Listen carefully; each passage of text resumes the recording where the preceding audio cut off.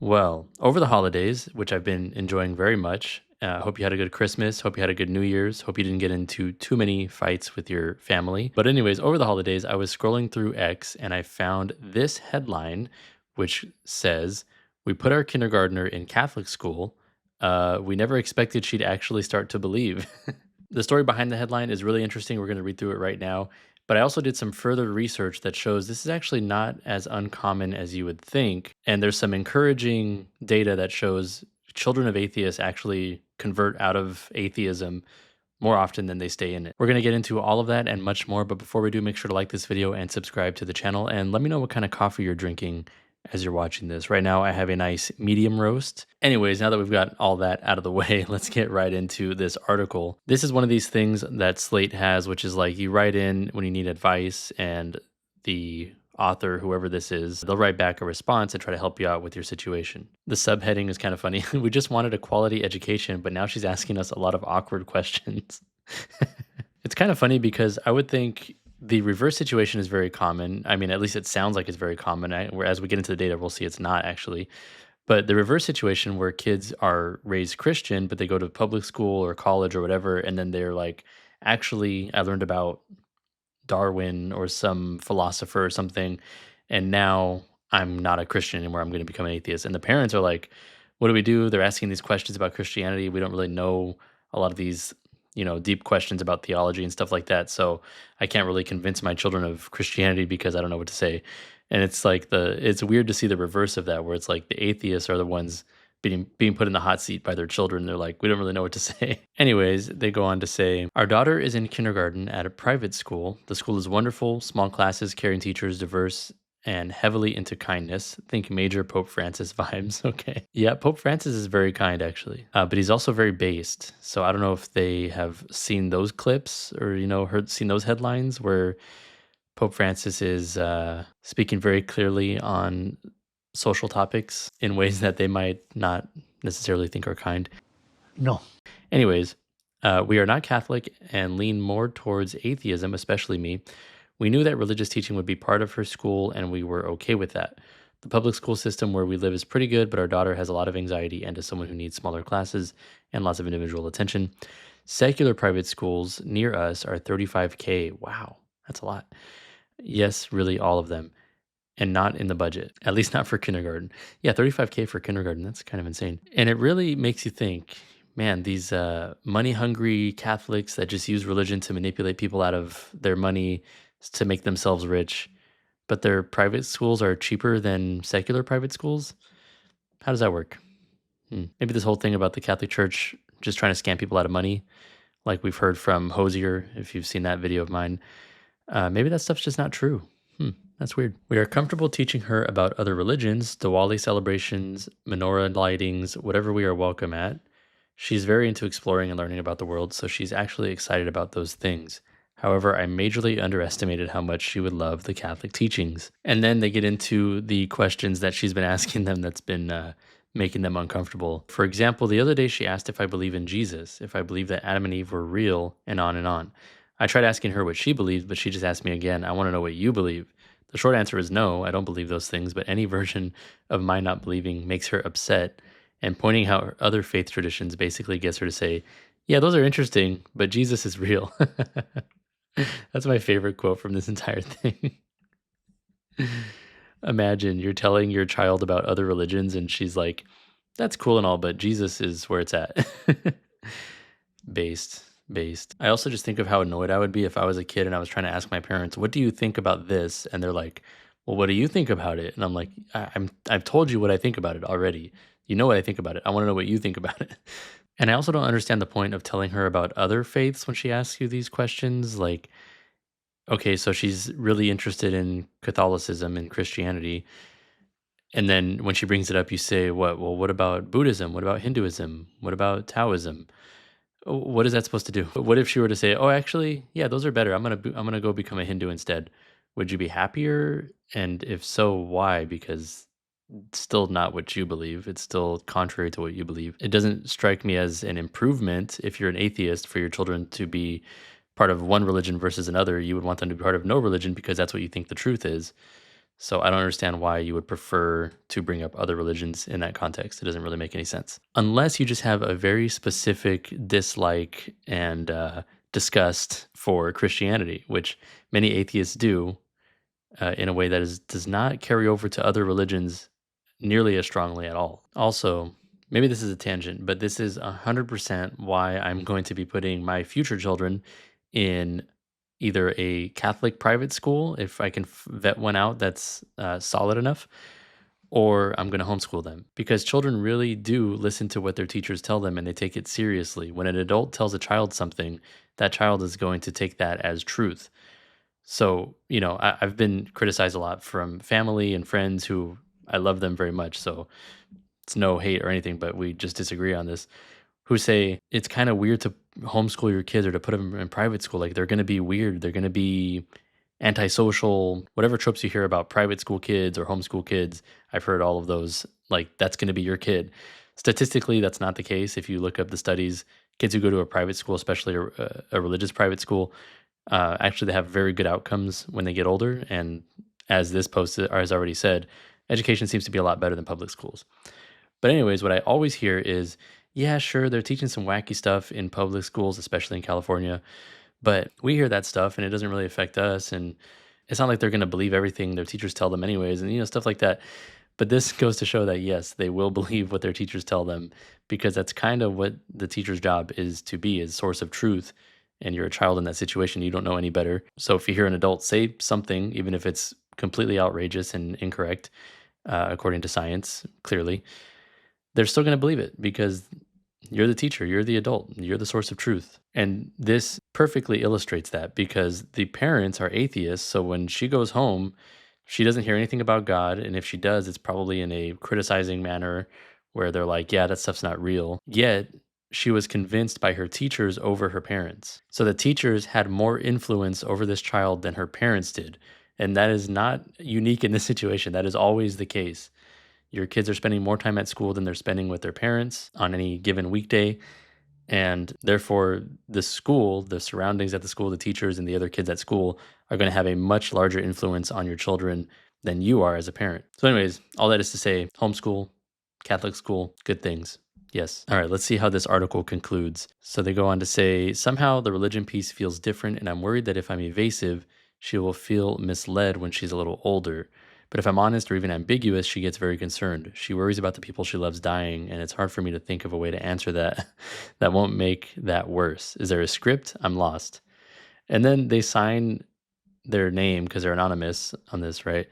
So they signed their name as Jesus is not the reason for my season, which is so cringe. Like, why? Anyways, the advice that is given back is not great. It's not great. So they say in response, quote, your daughter is receiving incredibly mixed messages. That's true. School is telling her all about Jesus, and you're telling her you don't believe he's real, which, by the way, is a ridiculous opinion. If you think that Jesus never existed, as in like not a real person in history, there's literally no credible historian in any higher institution of learning that is going to say that and be taken seriously after saying that. That's just not a claim that historians take seriously. And it's not just Christian historians, it's secular historians. They all agree Jesus was in fact, a real historical person. There's a lot of evidence that that is the case. So if you really don't believe he was real, you're kind of a silly person. Anyways, they go on. You must understand her confusion and why she may be worried about you. Unless something happens to change her mind about Catholicism, she will have to deal with these conflicting ideas as long as she's at this school. But remember, you are far from the first non-Catholic parents to send your child to a Catholic school for a good education. Continue to be honest with your daughter about your views and let her know that only she can determine what she believes in. But see, haven't we learned from this that she's not the only one who can determine what she believes in? I mean, she's at a Catholic school learning about Catholicism, learning about Jesus, and she wants to become Catholic now because the people that she sees as authorities in her day to day life are telling her that this is true. So she's not really determining what she believes in the purest sense. Her surroundings are heavily influencing that, to say the least, which is true of any child, which is why when parents say things like, I'm not going to push my religion on my children, is the most absurd thing I've ever heard in my life. You're going to push a lot of things on your children. You're going to push a bedtime on your children. You're going to push a diet on your children that doesn't include 100% candy. You're going to push many restrictions on your children and many beliefs on your children without even really knowing it. For example, you're going to tell your children it's nice to share. Well, that's a belief. That's a claim about morality that you're forcing now on your child. You're not asking them, "Hey, do you think it's better to share or to not share?" Because you know what the answer would be. They would say, "No, I don't want to share. I want my toys all to myself. Everybody else can go play with dirt for all I care." So to accept pushing all of those things on your children, but then taking the most important thing about life at all, because if any single faith is true, then that's the most important thing that you can dedicate your time to, because that's going to ultimately determine the eternal destiny of your soul, even if it's a different faith. If you're a Buddhist, then you should be seeking to get as close as possible as you can to exit the cycle of rebirth so that you can enter nirvana. That should be the goal of your life, right? So this thing that is very core to how you're going to orient your life, that's the one thing that you're like, nah, I'll let them figure that out. What are you talking about? That's ridiculous. And if you as the parent are not directing that thought process or that decision, then somebody else is going to do that for you. In this case, it was a Catholic school, so that worked out very well for the little girl. But in the case where you're just sending your kid to public school and saying, I'm not going to teach them anything about religion, I'll let them figure that out for themselves, they're going to be taught a bunch of ridiculous things by their social studies teacher, who is likely not someone you want deciding your children's religion. But that's who's going to decide your children's religion if you don't decide that for them and teach them that. That's not to say you become a tyrant and make them do things they just clearly don't want to do. Like if your kids really do have questions about faith and they're doubting their faith and they don't want to go to church anymore, or they don't want to pray the rosary or something like that, the answer isn't to say you're going to pray the rosary and you're going to go to church because I'm your parent and I'm going to force you to do this, because then they're just going to rebel against that and say, well, now I really don't want to do that. So the answer is somewhere more along the lines of, well, let's talk about why you don't want to do that. And maybe we can come to some middle ground, or maybe we can work through these doubts you're having. And if not, then there's not much I can do. I can't force you to believe things you don't believe. That's just not possible. But to say that your little baby child who is learning to speak, who is learning what this whole world is, that you're not going to introduce faith to them because you want them to figure that out, that just doesn't make any sense to me. Okay, they go on. It would also be in her best interest for you to keep exposing her to other religions, even if she maintains that she is committed to the Catholic faith.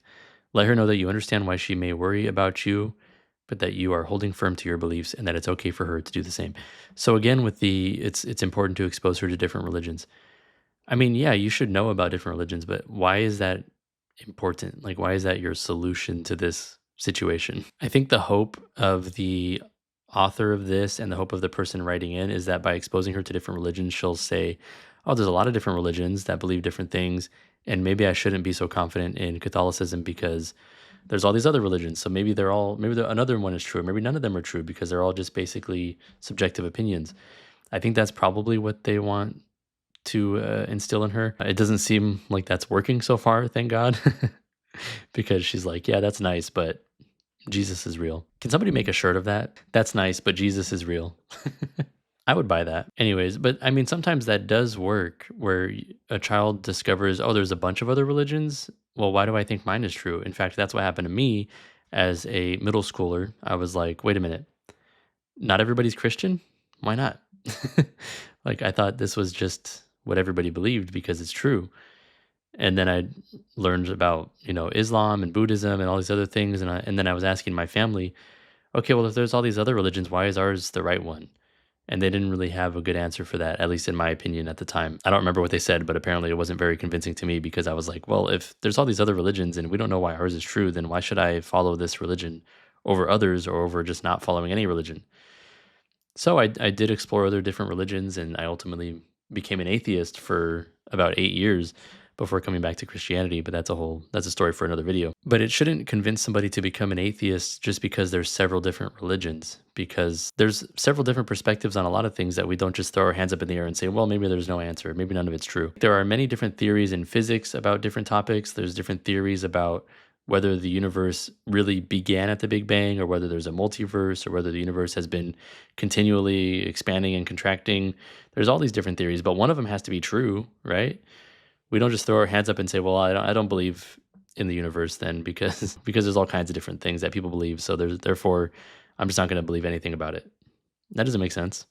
You look at the evidence and you say, okay, well, this one, there's all these different claims, but this one seems to have more evidence than the others, so I'm going to go with this one. So I hope if that's what the atheist parents are trying to do, that the little girl realizes that and says, yeah, there's all these other religions, but this one's true. I want to give a shout out to Patrick Neve. I don't know how to say that last name, but this is where I heard about this story. So thank you for posting this. And it's funny, he posted it and he said, hey, look, some Catholic schools still work. Yes, you do have to vet your Catholic schools. I've heard some horror stories and I've seen some videos of like Catholic schools celebrating Pride Month and things like that. So definitely look into your Catholic schools before sending your children there. Just because it's Catholic doesn't mean it's going to be solid in every way. That should not be the case, but that is the case, unfortunately. And there were some really interesting comments under this post that show this is not all that uncommon. For example, Drew Lowen, I think that's how you say his last name. He's a friend. So shout out to Drew. Go check out his channel. I'll leave a link in the description. He says, the local Catholic school in my town has had this happen multiple times. That's crazy. It's a beautiful, faithful little school. We've even had parents come to the faith because of that school. Wow.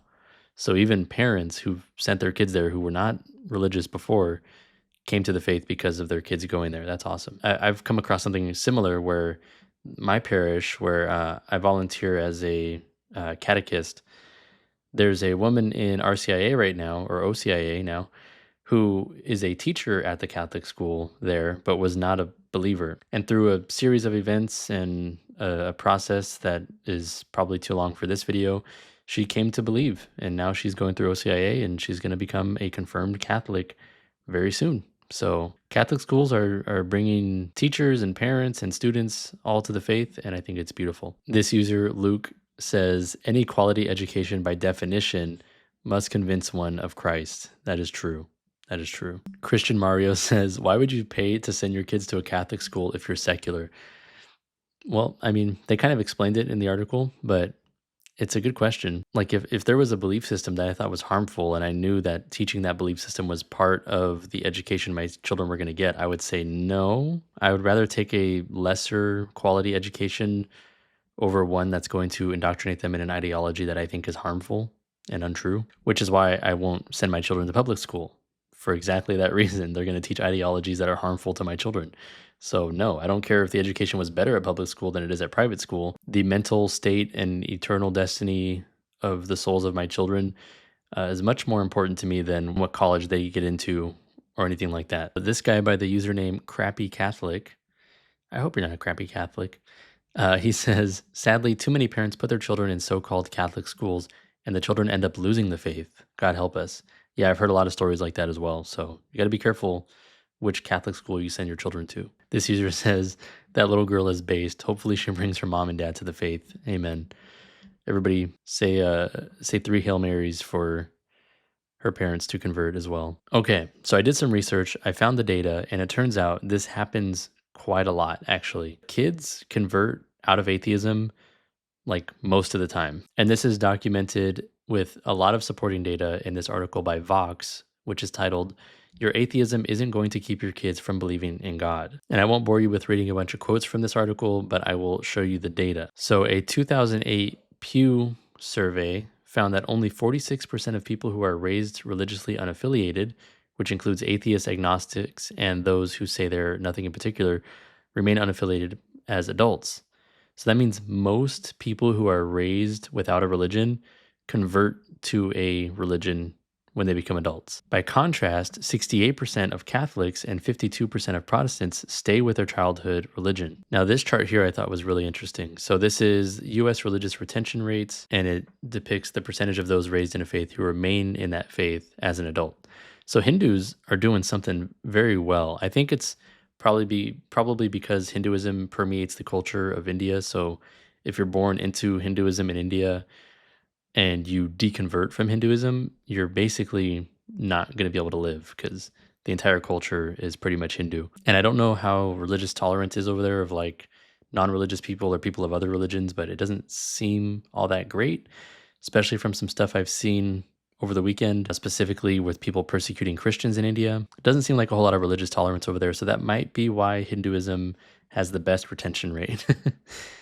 Next, we got Judaism at 76%, Islam at 76%, Greek Orthodox at 73%. God bless you. That's awesome. We got Mormons at 70%, and then Catholics come in at 68%. So we're doing something wrong. All right. I don't know what it is, but there seems to be a problem. We should be at the top of this list. How do we do that? I don't know. I'm just a guy on the internet. I don't know. It probably has a lot to do with parents who call themselves Catholics, but don't actually really attend mass all that much and don't really tell their children about it all that much. Or they do attend mass. Like I know people who are raised Catholic who are no longer Catholics, and they think it's insane that I've converted to Catholicism because they've never heard of anybody converting into Catholicism, only out of it. But it sounds like they were raised in the faith, and their parents took them to church. They told them to go to confession every so often, and that's all really good. But they didn't really explain to them like what any of this means. So they know the words to say in confession, they know all the things to recite, but they don't actually really understand it. So I think that's a problem. They got half of the way there. I mean, it's really good that they instilled in them the importance of attending mass every Sunday and going to confession. That's great. But because they didn't understand why they were doing those things, they just stopped doing it when they had the option to not do it anymore. So maybe that can be a lesson to us, I guess. What I thought was really interesting is that atheists, like explicit atheists, have the lowest retention rate. 30%. So 30% of people who are atheists as children are not going to be atheists when they're adults. That's awesome. Then we have the nuns or the nothing in particulars, and they're at 38%. And while we're looking at this chart, I got to call out non-denominational, Reformed, and Presbyterians. You got some of the worst retention rates in Christian denominations. Get it together, guys. What's going on? Maybe they're all converting to Catholicism. I hope so. Now, I did even more research, and I found that not only is it very common that children of atheist parents are converting to Christianity and Catholicism specifically, but the parents are usually not very happy about it, and they usually treat their children pretty poorly after they find out that they've become Christian. We usually hear the opposite of that, where Christian parents have children that become atheists, and then the Christian parents are like really mean to the children, disown them or something. And it does happen, and it's unfortunate because you shouldn't disown your children, even if they totally live a lifestyle that you disagree with. They're still your children. I mean, I think there's a story in the Bible about a parent whose child decided to leave home and live a lifestyle that he disagreed with, and then the child came back, and the father wasn't upset at all. He was just happy to have his son back. So maybe we should learn from that story and not be like some of these parents. But anyways, I found this Reddit post, and this person says, there's currently a thread at r/atheism about young atheists who encounter disapproval from their Christian families. A couple of people have posted comments about the reverse situation, which I'm not very familiar with. Therefore, question for you all. Can anybody tell us about any real-life situation in which atheist parents express disapproval toward their Christian kids? So this Eastern Orthodox person says, raised non-religious with a mother who is very, very suspicious of organized religion and always assumes my church is trying to either scam me or is hiding some sort of dark secret. And then he gives an example. The Orthodox Church has a priesthood. Your priest is probably harming children then, which is a ridiculous trope that I've disproven in another video, which I'll put the link to somewhere. So go watch that if you want to see why that stereotype about priests is simply not true, especially in the Catholic Church. They go on to say, besides that, my dad was cool with it and my grandmother was fascinated by it. Interesting. She had been reading a lot on the early church when I told her. The only solid antagonism I encountered was from my stepdad, who literally called me an idiot and goes out of his way to spew blasphemies when he's hanging around me. Wow, that's horrible. Oh man, this person says, I am a Christian who has an atheist father and a mother who believes all religions are equal and right. But to prescribe to just one is to be narrow-minded and elitist. Oh man, okay, this is the mentality that I can't stand. I'm gonna get grumpy now. I'm gonna be a grumpy old man now. The idea that all religions are equal and teach ultimately the same thing, and they're all true in their own way, is just simply nonsense. Okay, they teach contradictory things, and they cannot all be true at the same time because of the simple law of logic that is the law of non-contradiction. So something cannot be true and false at the same time, right? I think we can all agree on that, I hope. So the claim 2 + 2 = 4 is either true or false. It cannot be both. That's what the law of non-contradiction is. So to say that, for example, Christianity and Buddhism can both be correct is simply not true. Buddhism teaches that there was no discoverable beginning of the universe, that the universe is eternal, it's been expanding and contracting for eternity. There is no creator. Christianity obviously teaches there is a creator and there was a beginning of the universe. And by the way, that is what science teaches as well.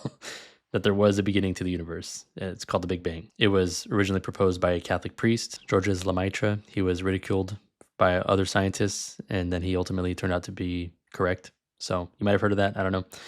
I talk about that in another video as well. Check that out. Anyways, these two religions, just based on that single claim, cannot both be true. Because if Christianity is true, then the universe did have a beginning and it was created. If Buddhism's true, then the universe did not have a beginning and was not created. So one of them has to be right or both of them has to be wrong. But you can't have this wishy-washy thing where, well, they're true in their own way. And no, that's not how this works. Anyways, I'm done ranting. So this person goes on to say, when I first committed to Christianity in high school, my father told me he was disappointed and thought that you were smarter than that. Ouch.